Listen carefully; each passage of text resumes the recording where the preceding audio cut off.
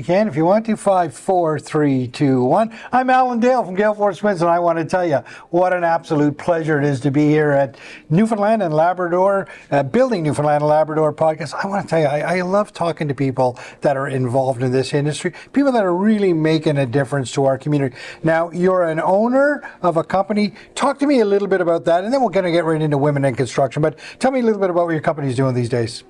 So my name is Linda Mansfield. I own Homeworx Modular Homes and Renovations based here in St. John's.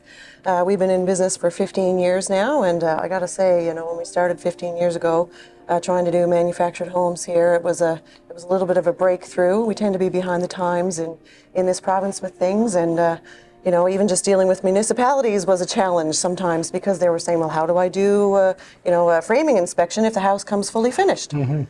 It's been a tremendous 15 years so far, but with the current housing crisis, that we're facing and having a lack of affordable housing, I definitely see a lot of opportunity, and there's certainly a lot more activity around our modular homes right now. So that's great. That's on the residential side. Commercial side, you seeing activity there? Yeah, us Newfoundlanders love our single-family homes. We don't generally go for a lot of apartments and things like that, but with the housing crisis on the go right now, there really is a need for more multi-unit homes, which tends to fall under a commercial-type construction situation as opposed to selling a single home to a residential buyer. Right. Now, you're just up in Labrador. Tell me about what's going on up there. Labrador has its own challenges when it comes to housing affordability and even getting things done. It's very remote. There's a lot of issues. You can't just run to the local hardware store when you're building something if something's forgotten or missed. So there's a lot of pre-planning needed, and modular homes are certainly going to help with that. So I see a lot of tremendous opportunity in Labrador for Homeworx.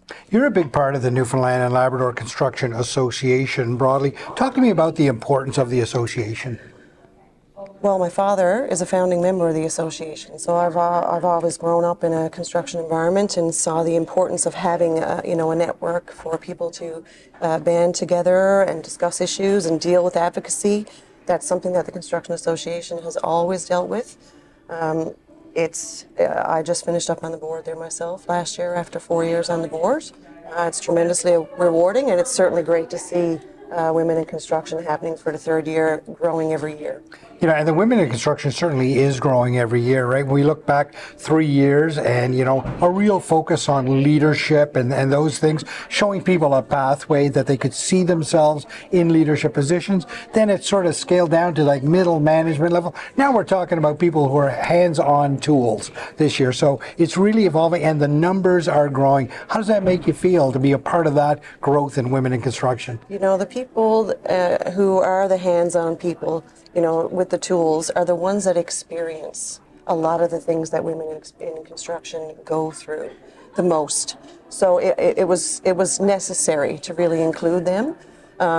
Some of them constantly feel like they're alone in what they go through as women in construction, and being able to bring them into this, more business-like setting as we usually typically consider this to be, I think is going to be tremendously rewarding for them. And it's probably also going to help draw more young women into a trade as a profession.